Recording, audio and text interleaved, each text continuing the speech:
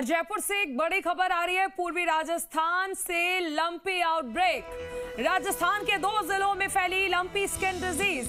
भरतपुर और डीग में सामने आए हैं लंपी स्किन डिजीज के मामले, जिसके बाद एक बड़ा संकट खड़ा हो गया है। यूपी से पशुओं की खरीद फरोख्त से बढ़ी है बीमारी, ऐसा सूत्र कह रहे हैं। डीग में अब तक 609 गौवंश में ये बीमारी सामने आ चुकी है। इनमें से 140 पशु अब तक ठीक हो चुके हैं। पहली बार 15 अगस्त को रिपोर्ट किए गए थे लंपी स्किन डिजीज के केसेस। भरतपुर में अब तक 360 बीमार पशु सामने आ चुके हैं। इनमें से 111 गौवंश उपचार के बाद ठीक हो चुके हैं। अभी तक राज्य में बीमारी से एक भी पशु की मौत नहीं हुई है। पशुपालन निदेशक डॉक्टर सुरेश चंद मीना ने बताया कि सभी बीमार पशुओं का उपचार किया जा रहा है। पहले से हुए वैक्सीनेशन से बीमारी का फैलाव रोकने में मदद मिली।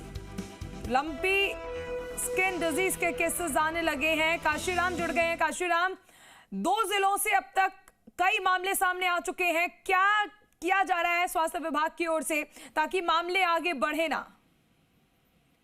जी देखिए जारुल, ये जो बीमारी है सबसे पहले वर्ष 2022 में सामने आई थी। जुलाई और अगस्त 2022 में राजस्थान में लंपी स्किन डिजीज की वजह से बड़ी संख्या में गौवंश की मौतें हुई थी। करीब 72,000 गायों की मौतें उस समय हुई थी। हालांकि आंकड़ों में 72,000 गायें कहेंगे, लेकिन जो अनुमान है वो करीब 1 लाख से ज्यादा गायों की मौत का है।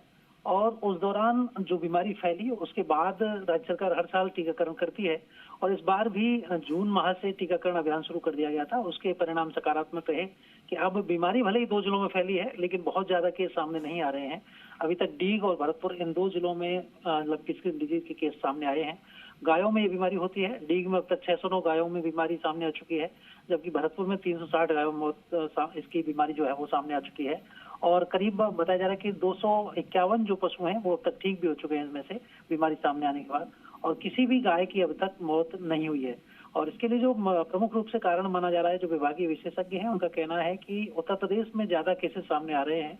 और चूंकि भरतपुर और डीग उत्तर प्रदेश के सीमावर्ती जिले हैं, तो ऐसे में वहां से गायों की जब खरीद फरोख्त होती है, आपस में पशुपालकों द्वारा एक दूसरे की गाय खरीद बेचान होता है, तो उस स्थिति में एक से दूसरे जिले में जब गाय आती है, यूपी से जब गाय लाई गई हैं, तो उनमें ये बीमारी सामने आई है। और चूंकि ये हवा के साथ फैलती है बीमारी, तो ऐसे में अन्य जगह पर ये फैल रही है। इसी वजह से अब इस क्षेत्र में जो भी पशुओं के मेले हैं उन पर रोक लगाई गई है।